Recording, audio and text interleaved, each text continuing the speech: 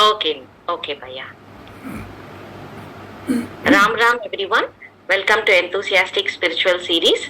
Let's welcome Shiva Kumar ji to give us a discourse on Bhagwat Geeta based on Swami Ramanand teachings. Thank you, Bhaiya, for coming here, and thank you all for joining us today. Welcome, Bhaiya. Shri Ram. Gurur Brahma, Gurur Vishnu, Gurur Devo Maheshwara, Guru Sakshat Parabrahm Tasmai Shri Guruve Namah. Ram Ram to all joining this session. We are at chapter 3, that is selfless karma. Verse 27, श्लोक संख्या 27. प्रकृतेः क्रियमाणानि गुणैः कर्माणि सर्वशः अहंकार विमूढ़ात्मा कर्ताहम् इति मन्यते. प्रकृतेः क्रियमाणानि. So क्रियमाणानि, that means क्रियमाणानि, that means all the works are carried out by nature, by mother nature. प्रकृते क्रियमाणानि गुणैः कर्माणि सर्वशः. So all the modes, that is sattvic, goodness, rajasi, passion, and tamasi, that is ignorant. So by three modes which are continuously interacting with the material world, all the functions are performed. प्रकृति में जितने भी कर्म होते हैं वो गुणों के द्वारा निष्पादित होते हैं. सात्विक गुणों के द्वारा, राजसी गुणों के द्वारा, तामसी गुणों के द्वारा. जब ये गुण अपने पदार्थों पर प्रतिक्रिया करते हैं तो उसके द्वारा कर्म उत्पन्न होते हैं. तो सात्विक कुछ सात्विक क्रिया करते हैं, राजसी क्रिया करते हैं. जैसे कि अगर हमारे पास आग लगी हो या आग से हमारा हाथ छू जाता है तो हम हाथ हटा लेते हैं. तो इस प्रकार से कुछ चीज़ें ऐसे होती हैं उद्दीपक और कुछ चीज़ें उद्दीपन होती हैं. Like there are some stimuli in the nature, fire, water, and there are different types of stimuli, light, and when we accidentally touch these bodies, then we lift our hand to save ourselves. In the similar manner, there are three modes of working.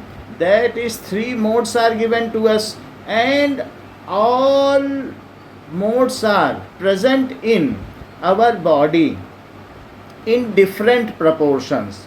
So that is goodness, passion, and ignorance. That is sattvic, rajasic, and tamasic. So these are present.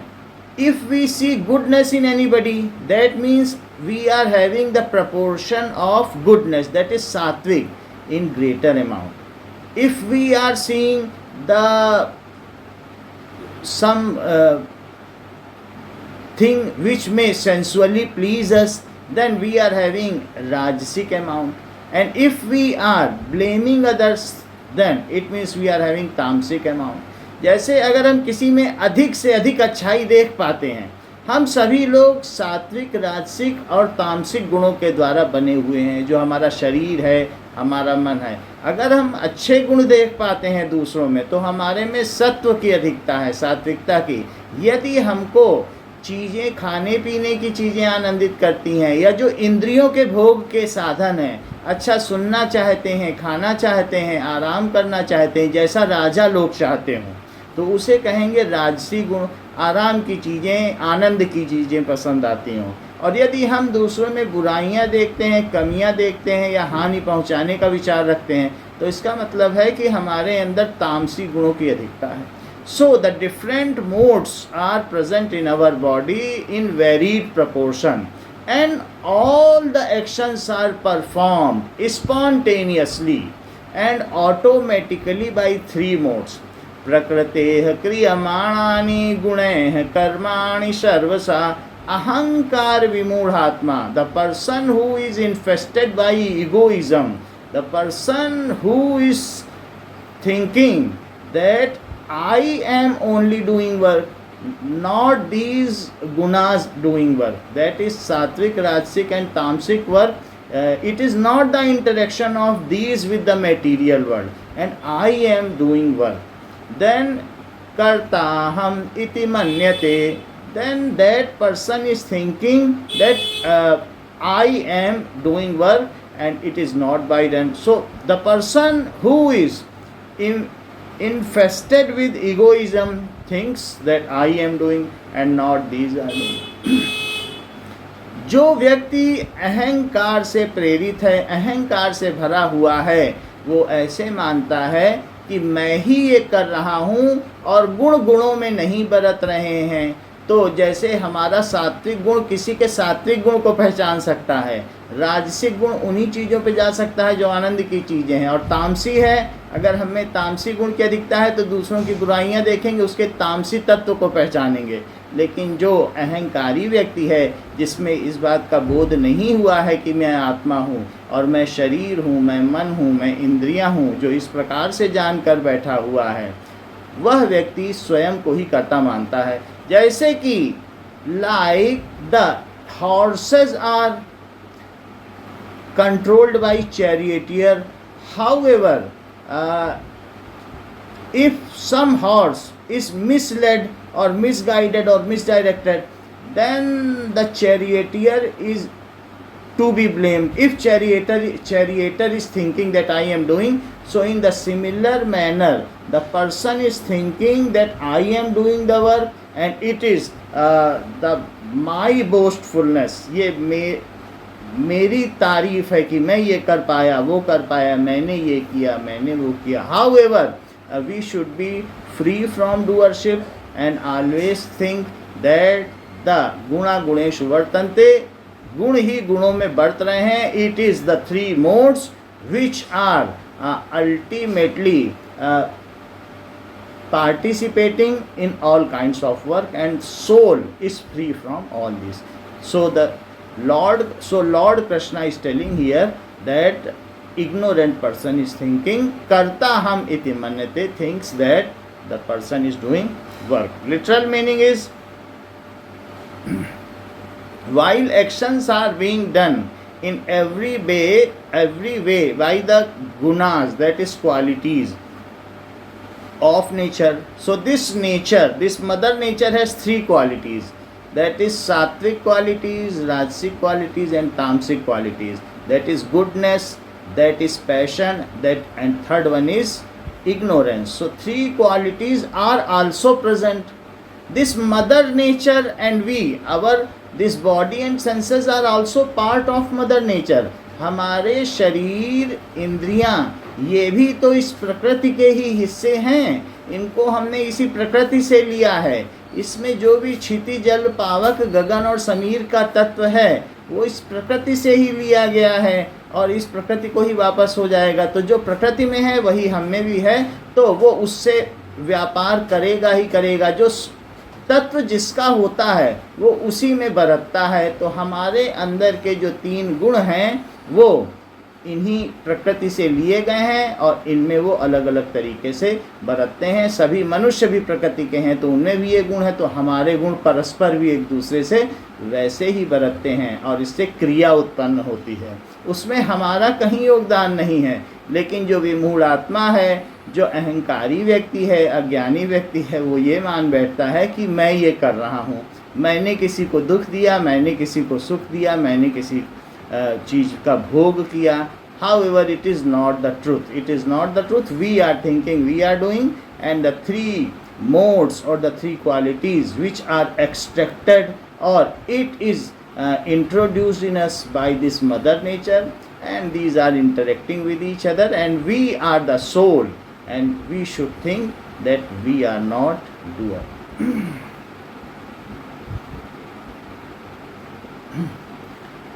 We can see the natural phenomena of world are not directed by us, but are performed by Prakriti or Mother Nature. There are many natural phenomena are occurring, that is lightning is occurring, rainbow formation is occurring, raining is occurring, evaporation of water, everything. There are natural phenomena, that is rivers are flowing, so trees are growing, many natural phenomena, and it is spontaneously being executed. So these are different things nature are doing. Now for the action of our own body, we usually divide into two categories. That is the natural biological functions which are occurring within our body, like respiration, like blood circulation, breathing, etc. So these are the biological actions, so which are not under the consciousness of us, so we cannot detect them. So we do not take the claim that we are doing, because these are not under our consciousness. If we could anyhow detect, we are having so much doership और egoism. अगर हमें कहीं से ये पता चल जाए कि हमारे अंदर ब्लड सर्कुलेट हो रहा है, तो जैसे हम कहते हैं कि हम सांस ले रहे हैं, जबकि सांस तो यहाँ पर एक तरीके की मेम्ब्रेन है, डायाफ्राम है, उसके ऊपर नीचे होने से होती है सांस का आना जाना, हम इसमें कुछ नहीं करते, सोते समय भी सांस चलती है, लेकिन हम कहते हैं कि हम ले रहे हैं. इन द सिमिलर मैनर अगर हमें ये पता चल जाए कि ब्लड सर्कुलेशन हो रहा है, तो कहीं हम ये भी ना कहने लग जाए देखो हम खून चला रहे हैं. So these are the things which are automatically going on in our body. However, ahankar vimud atma, the person who is infested with egoism, is thinking that these are done by us. So there are two categories. One is the natural biological functions, digestion, blood circulation, heart beat. हम ये भी कह सकते हैं कि हम खाना पचा रहे हैं अगर पता चल जाए तो.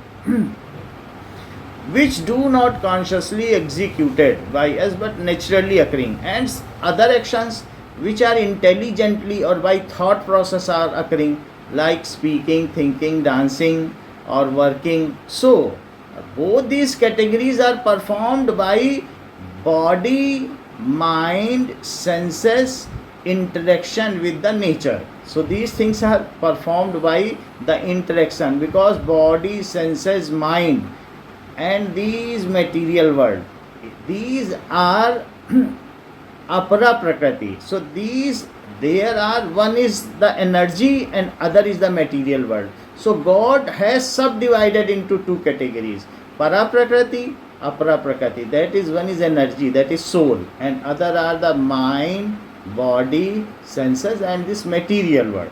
So these are continuously changing. The thing which are continuously changing are apara prakriti, and which are never changing, ever stable. जो कभी भी बदलती ना हो, वो परा प्रकृति है, वो परमात्मा तत्व की प्रकृति है.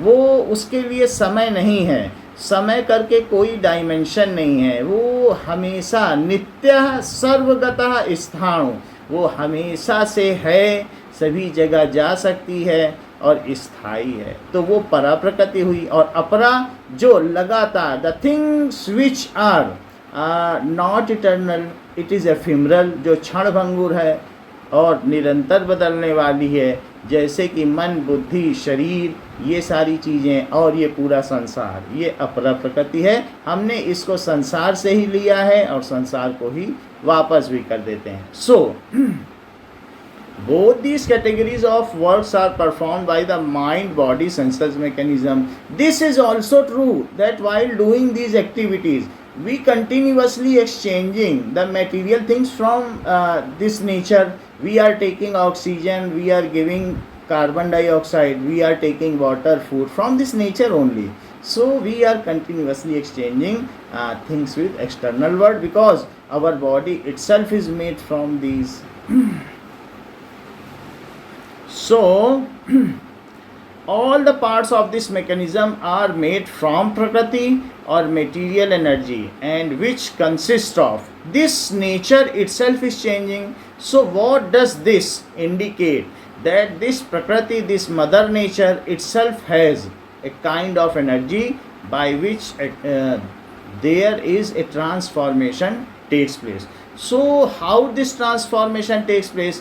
When energy and mother nature, when these are intermingled, when these both meets with each other, so we are the combination of para prakriti, that is soul, and apara prakriti. When soul is interacting with these apara prakriti, our body, mind, senses, then there are transformation takes place.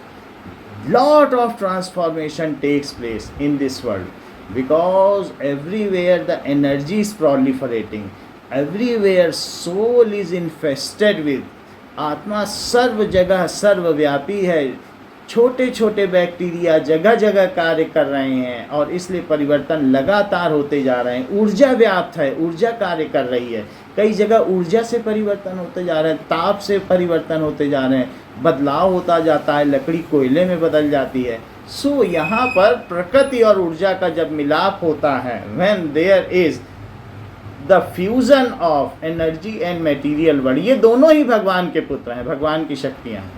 So when energy and material world fuses with each other, at that time the transformation takes place. However, the intellect knows that soul is purely different from this nature, mother nature, and soul is no way mired with these. आत्मा इनमें से किसी से लिप्त नहीं है, तो आत्मा कार्य करने वाली नहीं है, तो आत्मा अलग चीज हो गई, ऐसा ज्ञानी व्यक्ति जानते हैं। अज्ञानी व्यक्ति तो सभी कर्मों को स्वयं के द्वारा ही निष्पादित हुआ जानते हैं। So just as waves are not separate from ocean but a part of it, waves are part of it, so we the soul are part of Lord, that is super soul। वो लहर बदनसीब है जो खुद को सागर से जुदा मान बैठी है, नहीं तो लहर कभी भी सागर से जुदा नहीं हो सकती। ऐसे ही आत्म तत्व परमात्म तत्व का ही एक अंश है। Similarly, the body is a part of mother nature from which it is created, hence material energy is doing everything। Why then soul perceive itself to doing activities? The reason is that in the grip of unforgiving ego, because we are wrapped with, we are mired with ego. It is ego which has separated us from our master. So we are part and parcel, the soul is part and parcel of super soul, but due to ego we have kept us separate. No, we are having different identity, which is not truth. So hence it remains under the illusion of doership. So due to ego we are thinking that we are separate from our master, and we are also conceding ourselves as a doer। हम खुद को परमात्मा से अलग मानते हैं अपने अहंकार के कारण, और खुद को कर्ता भी मानते हैं इन्हीं कर्मों का, जबकि हम कर्ता नहीं हैं। ये प्रकृति और गुणों के आपस में बरतने की वजह से ही कर्म होते हैं। Hence it remains under the illusion of doership। Let us say that there are two trains standing side by side on railway platform, and if one fixes the gaze, like two trains are running together with same speed, the person sitting in one train is thinking that we are static and as trains are not moving, but the person who is seeing on the other side can acknowledge, yes, our train is moving. So it is only the difference or discrimination of our outlook, how we see. So if we see properly, then the things are crystal clear।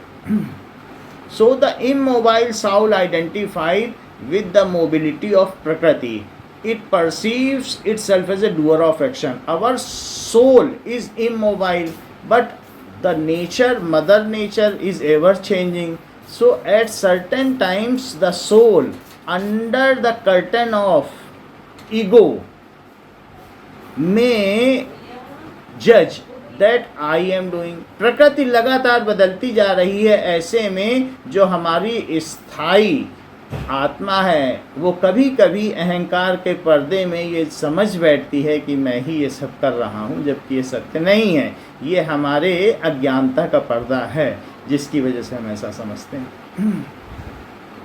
The moment the soul eliminates the ego and surrenders to the will of God, it realizes as that these things are happening spontaneously and we are not doer. One may question that if soul is truly the non-doer, then why it is implicated in law of karma for action performed by body. कुछ लोग सोच सकते हैं कि यदि आत्मा अकर्ता है तो वो इस पचड़े में क्यों पड़ती है कि मैं ही कर्म करने वाला हूँ. The reason is that the soul does not perform actions but it does direct the action of senses, mind, intellect. So soul is the charioteer में direct the chariot. जो रथी है वो रथ को चला सकता है, जो सारथी है. लेकिन यदि सारथी ये सोचे कि मैं ही रथ को चला रहा हूँ तो ये गलत होगा. वो रथ को डायरेक्ट करता है, वो दिशा निर्देश करता है. चलाने वाले तो घोड़े होते हैं. उसी तरीके से हमारी इंद्रियां, हमारा शरीर, हमारा मन, हमारा बुद्धि, ये सब घोड़े हैं और इनका निर्देशक, इनका सारथी हमारी आत्मा है. जब आत्मा ये सोच बैठती है कि मैं ही चला रहा हूँ तो ये गलत हो जाता है. वो उनको निर्देशित करती है, मात्र निर्देशित करती है. तो उसे ये नहीं सोचना चाहिए कि मैं चला रहा हूँ. उसी तरीके से हमारा मन, बुद्धि, शरीर इसके यंत्र हैं. इसके समुचित उपयोग हमें करना चाहिए और ये नहीं सोचना चाहिए कि ये कर्म मेरे द्वारा किया जा रहा है. Everything is done by the energy of God. At the moment when energy of God is supply cuts off, then nothing can be done. So the soul should think it is done by that super soul whatever is done and remain undoer. खुद को अकर्ता मानते हुए ये देखना चाहिए कि जो कर्म हो रहे हैं वो गुणों के द्वारा हो रहे हैं. गुणा गुणेषु वर्तन्ते इति मत्वा न सज्जते. गुण ही गुण में वर्त रहे हैं ऐसा सोचकर वो व्यक्ति, वो ज्ञानी पुरुष सज्जते, आसक्त नहीं होता. So we should always keep away from this and see what is with our proper outlook, that what is happening. Otherwise जब भी घोड़े इधर उधर मिसगाइड होंगे या गलत दिशाओं में जाएंगे तो ऐसे में सारथी पर ही ब्लेम लगता है कि इनके द्वारा ही घोड़े गलत दिशाओं में घुमाए गए हैं. अगर सारथी खुद को न माने करता हुआ तो प्रकृति तो गुणों में बरत ही रही है, वो बरतती रहेगी. शरीर अपना काम करता रहेगा और आत्मा को इससे अलग हो करके भगवान भजन में लग जाना चाहिए. न उसको ये सोचना चाहिए कि ये काम न करें, इसने इसका ऐसा क्यों देखा. जो सत्व है वो सत्व में बरतेगा, राजसी राजस में बरतेगा, तामसी तामस में बरतेगा. ऐसे में खुद को ये सोचना चाहिए कि हम तो परम तत्व उस परमात्मा के अंश हैं, हम इनसे क्या कर सकते हैं. ये तो स्वयं कार्य हो रहा है, प्रकृति के द्वारा करवाया जा रहा है. वो एक दृष्टा की भांति इस सारे परिदृश्य को देखे. So that person, the soul only should look as a viewer and do not get involved in these actions of guna guneshu vartante. So simply we should be a good observer and should not take the credit of these words that I have done it, I have done it. It is the ego which is infested within us, जो हमारे अंदर कूट कूट कर भरी है. वो ये हमें मानने पर मजबूर कर देती है कि कार्य हमारे द्वारा निष्पादित हो रहा है, जबकि प्रकृति के द्वारा, उनके गुणों के द्वारा ये कार्य आपस में हो रहे हैं. प्रकृति के गुण जब आपस में टकराते हैं तो कार्य हो जाते हैं. तो हमें ये भूल नहीं करनी चाहिए कि ये कार्य हमने किया है, नहीं तो उससे संस्कार की उत्पत्ति होती है. So when we take credit of work then its traces are remain. For that we take birth, rebirth and incarnation, reincarnation. हमारे पुनर्जन्म होते हैं, फिर उन संस्कारों को काटते हैं. तो गलत सवाल करने पर वे सवाल फिर दिया जाता है और सही सवाल कर देने पर फिर टीचर नहीं देता है कि अरे इसको तो ये आता है, इसको दूसरी चीज़ दो. तो अगर हम गलत सोचेंगे तो उससे संस्कार बनेंगे. हमने किया, हमने अच्छा किया तो भी संस्कार बनेंगे, हमने बुरा किया तो भी संस्कार बनेंगे। हमने भोगा, एक है कि शरीर के उपयोग के लिए हमको बहुत सारे गुण दिए गए हैं और भगवान ने हमको आनंद पारितोषिक के रूप में दिया है। खाना हम खाते हैं, बट उसके पीछे जो हमें आनंद मिलता है वो पारितोषिक है। कर्म करने का आनंद भी हमारा पारितोषिक है, लेकिन आनंद के पीछे कर्म नहीं करना चाहिए। गुण गुण में बरत रहे हैं तो कर्म होते चले जाएंगे। धीरे धीरे तमस राजस में परिवर्तित होगा, राजस सात्विक में परिवर्तित होगा। Different modes are transform in upper grade and ultimately we will be free. Triguniya Vishya Veda Nishtriguniyo Bhavarjuna. So these three gunas are the material words. These are subjected to material words. So you should not be involved in three modes. हमें इन तीनों गुणों से भी परे हो जाना है, हमें सात्विक नहीं होना है. So that person, that is soul, is free from all gunas. It is purely a drashta, a purely a observer, and soul is never getting involved. आत्मा कभी भी इन चीज़ों में कि क्या हो रहा है, कैसे हो रहा है, इन्वॉल्व नहीं होती. दुनिया को दिखाने के लिए, बातचीत करने के लिए तो हम कह सकते हैं हाँ हमने किया, परंतु वो स्वयं में ये समझता है कि ये तो हो ही रहा है, ना इसके लिए क्रेडिट लेता है. ये राजस है, हमने कह दिया, हमने बुरा कह दिया, हमने अच्छा कह दिया. ऐसा करने की कोई ज़रूरत नहीं है. इस तरीके से विचारों का मंथन होता है. अननेसेसरी सोचने के लिए सोचना, फिर सोचते चले जाना, इससे संस्कारों का निर्माण हो सकता है और कोई फ़ायदा नहीं होता है. सो ये क्रियाएं चल रही हैं, प्रकृति में हो रही हैं, और आत्मा अपने को परमात्मा तत्व से मिलाए और दृष्टा की भांति कार्य करता रहे. कार्य तो होते ही रहेंगे, क्योंकि हमारे में जब तक गुण हैं तो हमारे द्वारा कार्य होते रहेंगे. We should not also go for the desire, fulfilling the desire. So we should be free from desire. Our work should be free from desire. It should be done for our progress. It should lead us to the path of spirituality. It should be done for that as our duty. It should be done for goodness of society. It should not never be done for any kind of reward. It should never be done for fulfilling any desire. So in this manner we should do or execute our work. So it is our outlook. ये हमारा दृष्टिकोण है जो अधिक कीमती चीज़ है. हम क्या करते हैं ये ज़्यादा कीमती नहीं है. यदि हमने मन में किसी को मारने का प्लान बना लिया, ऐसे ऐसे करेंगे, ऐसे ऐसे उसको मारेंगे, फिर ये कर देंगे, फिर यहाँ छिपा देंगे, तो इससे संस्कार बन जाता है. वरना तो सैनिक भी युद्ध में कितनों को मार देते हैं, लेकिन उनमें संस्कार का निर्माण नहीं होता. So it is our mental weaving, how we are thinking. So these are deeper and these are making the traces of karma. So we should not get involved. These things are going on. जब दो मूंजियों में हो खटपट तो अपने बचने की फिक्र कर झटपट. जहाँ 10 बर्तन होंगे वहाँ आवाज़ तो होगी. आत्मा ये सोचते हुए स्वयं को उससे अलग रखती है कि हम इस कैटेगरी के हैं ही नहीं, तो हम इस पचड़े में क्यों पड़े. हम परा प्रकृति हैं और ये अपरा प्रकृति हैं, ये भंगुर प्रकृति हैं, ये टूट जाने वाली हैं, सदा परिवर्तित होने वाली हैं, और मैं नित्य नूतन और सदातन हूँ. तो ऐसे में मुझे इनसे क्या लेना देना. इनका तो ये काम है और ये हमेशा बदलती रहेंगी. और अपने को अलग रखता हुआ वो इनके साथ भगवान की इस लीला में सहयोग देता चला जाता है. So now if there is any accident, it is not the horses that are to be blamed, but the driver who is directing them. Similarly, the soul is held responsible for the action of mind body mechanism. If it takes the credit of doership, then soul will be responsible. Otherwise we are not involved, so nothing is going to our credit in our account. हमारे bank में कुछ भी जमा नहीं होगा यदि हम उसे अपना मानते ही नहीं हैं और ये मानते हैं कि कर्म प्रकृति के द्वारा किए जा रहे हैं. वर्स 3.28 तत्ववित्तु महाबाहो गुण कर्म विभागयो गुणागुणेषु वर्तन्ते इति मत्वा न सज्जते.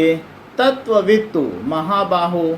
तत्ववित्, that means the knower of truth. Tattvit, that is Tattva truth with knower. So, who is knowing the truth? Tu Mahabaho, O mighty armed one, Mahabaho, O mighty armed Arjun, the person who is knowing the truth, Guna Karma Vibhagayo, knows the discrimination or distinguishing between guna and karma, gunas and karma. What are the departments of gunas and karma? That is satogun, rajogun, tamogun. These are the gunas, and when they interact with material world, then the karmas are done. When we interact, yes, this is good work, we should do it. So satogun, under satogun we do good work, we donate anything, we do help, we service. In this way we may do. Though the person who is having non doership, जो अकर्ता है वो भी कार्य करता है और उसके द्वारा किया गया कार्य तो परम मंगलमय होता है. राम अगर रावण को मार भी देते हैं अकर्ता के भाव से तो रावण अमर हो जाता है, उसका उद्धार हो जाता है. लेकिन सतोगुण से भी कार्य किए जाते हैं कि हम गंगा जी नहाने जा रहे हैं, दान दे रहे हैं, ये कर रहे हैं. सो द गुण कर्म विभागयो, the person who knows well, who is knower of the truth, also can discriminate between gunas and karma.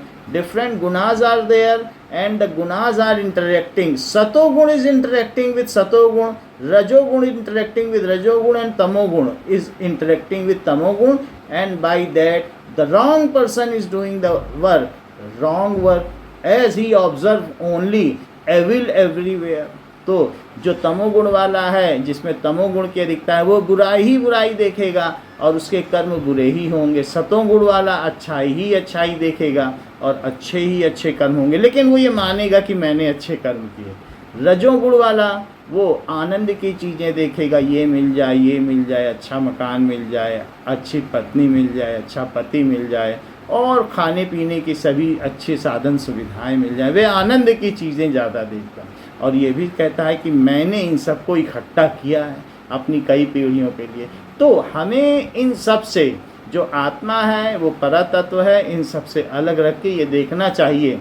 तत्ववित्त महाबाहो गुण कर्म विभागयो, the person who is knower of the truth also discriminates between guna karma, that is modes and nature, modes and karma, that is actions. So modes of gunas and actions, and discriminate between them, that these are two different things. Guna guneshu vartante also knows that various gunas are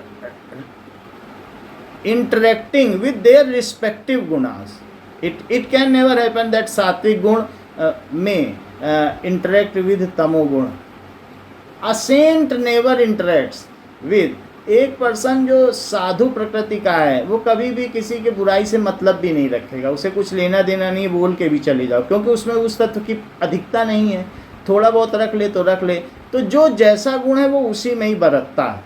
जैसे कि जो 10वें का बच्चा है वो 10वें के साथ दोस्ती करेगा और 5वें का बच्चा 5वें के साथ करेगा, तो उसी तरीके से अलग अलग गुण अपने अपने आप में बरत रहे हैं और उनके द्वारा क्रियाएं हो रही हैं, कर्म हो रहे हैं. और आत्मा को नाहक ये नहीं मान लेना चाहिए अहंकार के पर्दे के अंतर्गत होकर कि ये हम कर रहे हैं, ये प्रकृति में भगवान के द्वारा निष्पादित हो रहे हैं और हमेशा चलते रहेंगे. ये विकास का सूत्र है, मूल सूत्र है, और इसके द्वारा हम भी आगे बढ़ते रहेंगे. So we should always feel non doership and do not take the credit of this. Now my wife Vandana Jaiswal will recite bhajan for us.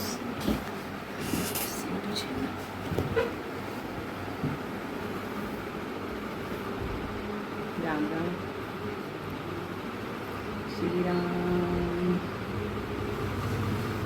तुम साथ है जो मेरे, किस चीज की कमी है.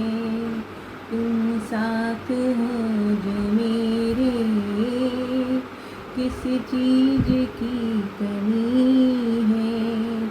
किसी और चीज की अब दरकार ही नहीं है किसी और चीज की अब दरकार ही नहीं है तेरे साथ से गुलाम अब गुलफाम हो रहा है मेरा आपकी कृपा से सब काम हो रहा है मेरा आपकी दया से सब काम हो रहा है करते हो तुम कन्हैया मेरा नाम हो रहा है मेरा आपकी कृपा से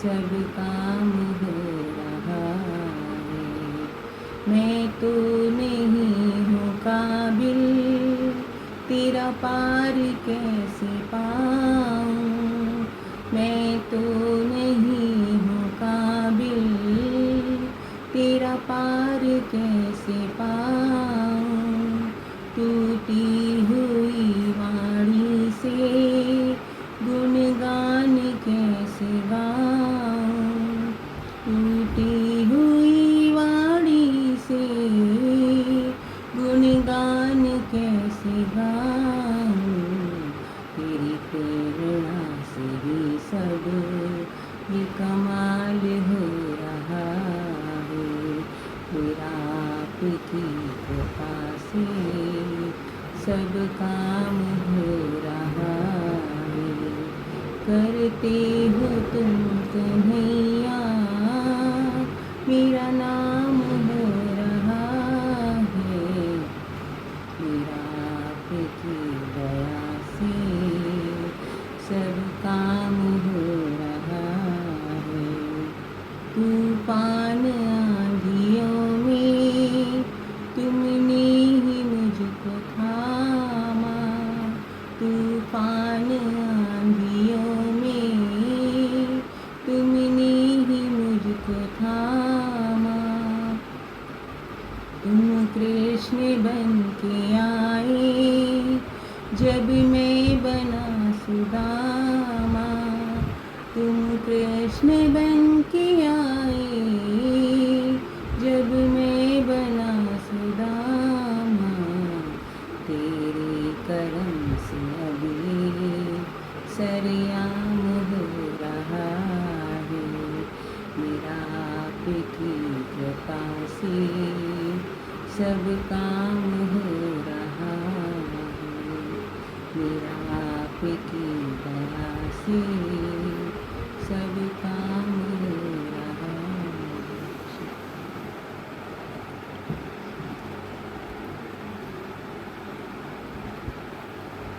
सर्वे भवन्तु सुखिनः सर्वे सन्तु निरामयाः सर्वे भद्राणि पश्यन्तु मा कश्चित् दुर्भाग् भवेत् न तोऽहं कामये राज्यं न स्वर्गं न पुनर्भवं कामये दुःखतप्तानां प्राणिनामार्तनाशनं त्वदिष्टं भवतु गोविन्द त्वदिष्टं भवतु गोविन्द न त्वदिष्टं पाहि मां रक्ष मां तेरी इच्छा पूर्ण हो माँ हम सब तेरी शरण में हैं अपने चरणों की भक्ति दो माँ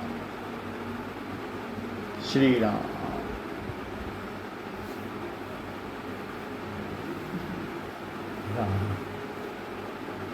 राम राम मम्मी राम राम राम राम राम राम बेटा भजन अच्छा था वंदना लेकिन आवाज कट कट के आ रही थी तुम लोग ठीक से बैठो दोनों के चेहरे नहीं दिख रहे हैं ठीक से